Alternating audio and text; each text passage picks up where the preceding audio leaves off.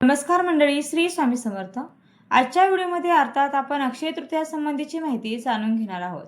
अक्षय तृतीयाला आपल्याला काय खरेदी करायचं आहे, काय नाही खरेदी करायचं हे मागच्या व्हिडिओमध्ये सांगितलेलं आहे. त्यासोबतच काही उपाय देखील मागच्या व्हिडिओमध्ये जाणून घेतलेले आहेत. त्यासोबत पितरांची सेवा कोणी करावी, काय करावी, करा केळीचं पूजन कोणी करावं हे देखील डिटेलमध्ये सांगितलेलं आहे. तो व्हिडिओ देखील तुम्ही बघू शकता. आता आजच्या व्हिडिओमध्ये देखील आपण 3 छोटे छोटे उपाय जाणून घेणार आहोत, जे घरामध्ये प्रत्येकाला करणे शक्य होणार आहे. त्यासाठी तुम्हाला बाहेरून काही आणण्याची गरज देखील नाही किंवा खूप वेळ खाऊ ते उपाय आहे असं देखील काही नाही. पण त्याने माता लक्ष्मींची कृपा होण्यासाठी तर मदत मिळणारच आहे, पण सगळ्यात महत्त्वाचं म्हणजे पितृदोष दूर होण्यासाठी देखील मदत मिळणार आहे. आणि हा जो उपाय आहे तो घरातील कोणतीही व्यक्तीही करू शकते. एका व्यक्तीने जरी हे उपाय केले तरी संपूर्ण कुटुंबाला त्याचं फळ हे प्राप्त होत असतं. त्यामुळे हे जे उपाय सांगत आहे ते आवर्जून करण्याचा प्रयत्न करा. तर बघा कुठले उपाय आहे ते आपण जाणून घेऊया. त्यामुळे व्हिडिओ शेवटपर्यंत नक्की पहा. तर उद्या अक्षय तृतीया 3.5 मुहूर्तापैकी असा एक मुहूर्त असलेला हा सण आहे. आणि या दिवशी आपण जे काही करत असतो त्यामध्ये भरभराट होत असते, वाढ होत असते.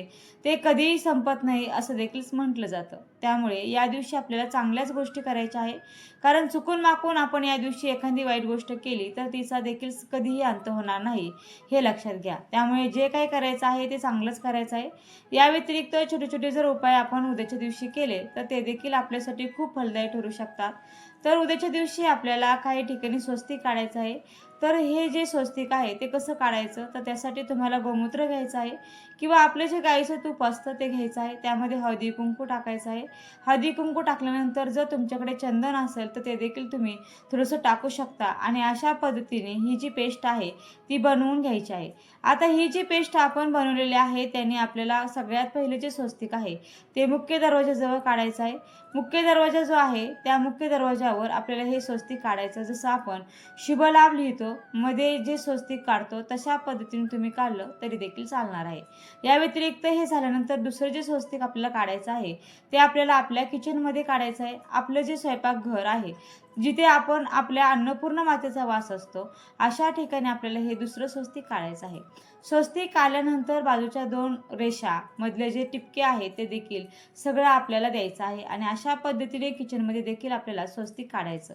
स्वस्तिक काढून झाल्यानंतर आता जिथे जिथे आपण स्वस्तिक काढणार आहोत तिथे तिथे प्रत्येक ठिकाणी स्वस्तिक काढून झाल्यानंतर आपल्याला पुन्हा एकदा त्यावरती हळदी कुंकू अक्षत अर्पण करायचे आहे. मनोभावे नमस्कार करायचा आहे. आणि घरामध्ये जसं हे स्वस्तिक मांगल्याचं प्रतीक आहे तसंच घरामध्ये मंगलमय वातावरण राहून द्या अशी देखील प्रार्थना करायची आहे. आता तिसरं जे स्वस्तिक आहे ते आपल्याला आपल्या देवघराजवळ काढायचं आहे. तुमच्या देवघराजवळ जागा असेल तर तुम्ही तिथे काढू शकता. त्यानंतर बघा चौथं जे स्वस्तिक असणार आहे ते आपली जी तुळशी माता आहे त्या ठिकाणी काढायचं आहे. कारण तुळशी माता देखील आपल्या आयुष्यामध्ये तिला खूप महत्त्वाचं स्थान आहे. जेव्हा आपण तुळशी मातेची पूजा करतो तेव्हा भगवान विष्णू देखील आपल्यावर प्रसन्न होत असतात. कारण तुळशी ही विष्णुप्रिय आहे आणि म्हणून तिथे एक स्वस्तिक काढायचं आहे. आणि त्यानंतर पुढचं जे स्वस्तिक आहे ते आपल्या तिजोरीवर काढायचं आहे. तुमच्या घरामध्ये जी महत्त्वाची जागा असेल, आता आजकाल कोणीही घरामध्ये फारशा महत्त्वाच्या गोष्टी ठेवत नाही, पण तरीही अशी एखादी महत्त्वाची जागा असते जिथे आपण आपलं पाकीट ठेवतो, थोडेफार पैसे ठेवतो, छोटे मोठे दागिने ठेवतो. अशा ठिकाणी तुम्हाला ते स्वस्तिक काढायचं आहे. अशा पद्धतीने आपल्याला 5 ठिकाणी स्वस्तिक काढून घ्यायचं आहे. प्रत्येक स्वस्तिकची आपल्याला पूजा करायची आहे. हे झाले महत्त्वाचे घरातले 5 स्वस्तिक. आता त्यानंतर या व्यतिरिक्त जर तुमची गाडी असेल, 2 व्हीलर असू द्या, 4 व्हीलर असू द्या, त्या ठिकाणी देखील तुम्हाला स्वस्तिक अशाच पद्धतीने काढायचे आहे. किंवा तुमचा व्यवसाय असेल, दुकान असेल, ऑफिस असेल तर त्या ठिकाणी जाऊन देखील तुम्हाला अशा पद्धतीची छोटीशी पूजा ही करायची आहे. तिथे स्वस्तिक काढून अशा पद्धतीने आपल्याला तिथलं देखील वातावरण हे मंगलमय करायचं आहे. आपल्या वाहनाला कधी अपघात होऊ नये म्हणून त्या ठिकाणी देखील अशा प्रकारचे स्वस्तिक हे काढायचे आहेत. आता ते झाल्यानंतर आपल्याला तुळशी मातेला काही गोष्टी अर्पण करायच्या आहेत. बघा हे मागच्या व्हिडिओमध्ये देखील सांगितलेलं आहे. जर तुमच्या तुळशी मातेला अजूनही तुम्ही 1 रुपयाचं नाणं ठेवलेलं नसेल तर उद्याच्या दिवशी तुम्ही ते ठेवू शकता. थोडीशी माती काढून घ्यायची आणि 1 रुपयाच्या नाण्याची अगोदर पूजा करून घ्यायची. देवघरामध्ये 1 रुपयाचं नाणं ठेवायचं. दुधाने पाण्याने ते स्वच्छ धुवून घ्यायचं, पुसून घ्यायचं. त्याला हळदी कुंकू अक्षत अर्पण करायचे आणि हे जे 1 रुपयाचं नाणं आहे ते तुळशीमध्ये खोचून द्यायचं. तर अशा पद्धतीचा हा छोटासा उपाय देखील आपण करू शकतो. या व्यतिरिक्त आपल्याला तुळशी मातेला कलावा अर्पण करता येणार आहे. कलावा देखील आपण अर्पण करू शकतो. चुनरी असेल तर ती देखील अर्पण करू शकतो. छोट्या छोट्या गोष्टींचा जर आपण समावेश उद्याच्या दिवशी केला तर त्याने सकारात्मक असे बदल आपल्या घरामध्ये दिसून येतील. आता त्यानंतर पुढचा जो उपाय आहे तो असा की आपल्याला तो पितरांसाठी करायचा आहे. पण हा जो उपाय आहे तो आपल्याला अगदी सकाळी सकाळी करायचा आहे. अगदी उठल्या उठल्या अंघोळ झाल्या झाल्या पहिलं काम तुम्हाला हेच करायचं आहे. ते काय तर आपल्या पितरांसाठी आपल्याला सकाळी जो आपला उंबरठा असतो त्या ठिकाणी थोडंसं पाणी शिंपडायचं आहे. बघा असं म्हटलं जातं की आपले जे पित्र आहे ते उंबरठ्यावर येऊन बसलेले असतात. तर आपल्या उंबरठ्यावर आपलं थोडंसं पाणी शिंपडायचं आहे आणि त्यानंतर तुमचं जे काही उंबरठा पूजन असेल, शुभ लाभ लिहिणं असेल, रांगोळी काढणं असेल, हे तुम्ही नंतर करू शकता. पण पहिलं काम आपल्याला हेच करायचं आहे हे लक्षात घ्या. बघा अजून एक उपाय तुम्हाला सांगते की अक्षय तृतीयापासून दररोज मुख्य दरवाजामध्ये एक तुपाचा दिवा तुम्हाला लावायचा आहे.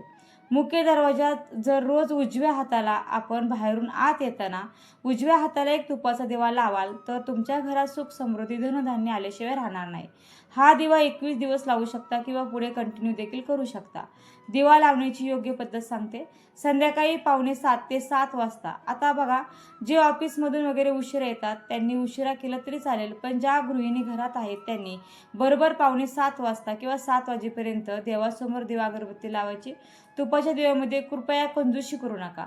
तुम्हाला तुपाचा दिवा लावायचा आहे. आता हा तुपाचा दिवा नुसता लावायचा का तर नाही, त्यामध्ये रोज तुम्हाला न चुकता दालचिनीची पावडर टाकायची. दालचिनी ही लक्ष्मीला खेचून घेण्यासाठी खूप प्रभावी ठरते. मुख्य करून हा दिवा जर तुम्ही मुख्य दरवाजामध्ये लावला तर तुम्हाला इतके पुण्यफळ मिळेल, इतके त्याचं फळ, इतका लाभ मिळेल त्याचा की तुम्ही मी सांगते म्हणून हा उपाय नक्की करून बघा. त्यानंतर उद्या आपल्याला हळदीचे देखील छोटे छोटे उपाय करायचे आहे. हळदीचे काय उपाय करायचे तर उद्या आपल्याला तुळशी मातेला देखील चिमूटभर हळद अर्पण करायचे आहे. त्यानंतर आपण जो दिवा प्रज्वलित करणार आहोत त्यामध्ये देखील आपल्याला चिमूटभर हळद टाकायची आहे. तुमच्या घराजवळ जर कुठे केळीचं झाड असेल तर त्या केळीच्या झाडाला देखील चिमूटभर हळद अर्पण करायची आहे. या व्यतिरिक्त तुम्ही दूध अर्पण करू शकता. गुळ मिश्रित दूध किंवा पाणी अर्पण केलं तरीही चालणार आहे, पण चिमूटभर हळद देखील अर्पण करायची आहे. कारण हळद माता लक्ष्मीला तर प्रिय आहे, पण विष्णू भगवानांना देखील प्रिय आहे. गुरुग्रह मजबूत होण्यासाठी देखील हळदीचे विशेष असं महत्त्व आहे आणि त्यामुळे हळदीचा अशा प्रकारचा उपाय देखील तुम्ही करू शकता किंवा जवळ कुठे माता लक्ष्मींचं, विष्णू नारायणांचं मंदिर असेल तर त्या ठिकाणी तुम्ही हळकुंड अर्पण करू शकता. अशा पद्धतीने छोटे छोटे उपाय केले तर निश्चितच त्याचा देखील लाभ आपल्याला पाहायला मिळतो. आता त्यानंतरचा उपाय सांगते. एक पिवळं कापड घ्यायचं आहे, 11 पिवळ्या कवड्या घ्यायच्या, 2 हळकुंड घ्यायची. मात्र ही हळकुंड लेकरुवाळी सुद्धा असतात, म्हणजे लेकरुवाळी असावीत अशी घ्यायची. अशी 2 हळकुंड घ्या, 11 कवड्या घ्यायच्या, 5 कमळगट्ट्याचं मणी घ्यायचं आणि थोडीशी पिवळी मोहरी, 2 लवंगा आणि 2 हिरवी वेलची एवढं साहित्य घ्यायचं. त्यामध्ये असेल तर चांदीचा कॉईन ठेवा, नसेल तर 1 रुपयाचं कॉईन ठेवला तरी देखील चालेल. आणि हे सर्व साहित्य पिवळ्या वस्त्रात घालून लक्ष्मीपाशी म्हणजे देवघरात ठेवायचं आणि ओम ह्रीम श्रीम क्लीम, पुन्हा सांगते व्यवस्थित ऐका, ओम ह्रीम श्रीम क्लीम श्री महालक्ष्मी नमः या मंत्राचा 108 वेळा जप करायचा. आणि हे साहित्य आता अक्षय तृतीया उद्या आहे, उद्या तुम्हाला दिवसभर ठेवायचं, संध्याकाळी पण ठेवायचं आणि रात्री 12च्या आत हे जे केलेलं आहे त्याला घट्ट गाठ बांधायची आणि आपल्या तिजोरीमध्ये ठेवायचं, कॅश बॉक्समध्ये ठेवायचं. पैसा वाढत जाताना तुम्हाला दिसेल. खरंच खूप प्रभावी उपाय आहे, नक्की करून पाहू शकता. पुढचा उपाय सांगते. तिजोरीमध्ये उद्या तुम्हाला एक आरसा ठेवायचा आहे. कुठलाही आकाराचा आरसा असू द्या, गोल, चौकोनी, त्रिकोणी, अष्टकोनी, कुठलाही असू द्या. तिजोरीमध्ये बॅक साईडला एक आरसा ठेवायचा आणि समोर पैसे ठेवायचे. याच्यामुळे तुमचे पैसे मल्टिप्लाय होत जातील. ट्रिप्लेक्शन ज्याला आपण म्हणतो इतके वाढत जातील पैसे की तुम्हाला कळणार नाही की काय झालं. पण बघा कष्ट केल्याशिवाय वरून पैसे पडणार नाही, त्यामुळे कष्ट करायचेच आहेत. फक्त त्या कष्टाला एक नशिबाची साथ मिळते, हे महत्त्वाची गोष्ट आहे. त्यासोबत आपल्या घरामध्ये हळद ही असतेच असते, त्यामुळे हळदीचं जे पाणी आहे ते घरामध्ये शिंपडायचं आहे. या छोट्या छोट्या गोष्टी जर आपण उद्या केल्या तर निश्चित त्याचा सकारात्मक असा अनुभव आपल्याला यायला मदत होणार आहे. तर उद्याच्या दिवशी आपल्याला हे जे काही उपाय सांगितलेले आहे ते करायचे आहे. फार खर्चिक नाही, वेळखाऊ नाही, प्रत्येकाला करणे शक्य होईल असेच उपाय या ठिकाणी सांगितलेले आहे. व्हिडिओ आवडला असेल तर व्हिडिओला नक्की लाईक करा, जास्तीत जास्त व्हिडिओ शेअर करा व चॅनलला सबस्क्राईब करायला मात्र अजिबात विसरू नका. व्हिडिओ शेवटपर्यंत पाहिल्याबद्दल अगदी मनापासून तुमची खूप खूप आभारी आहे. धन्यवाद. श्री स्वामी समर्थ. जय जय स्वामी समर्थ. रामकृष्ण हरी.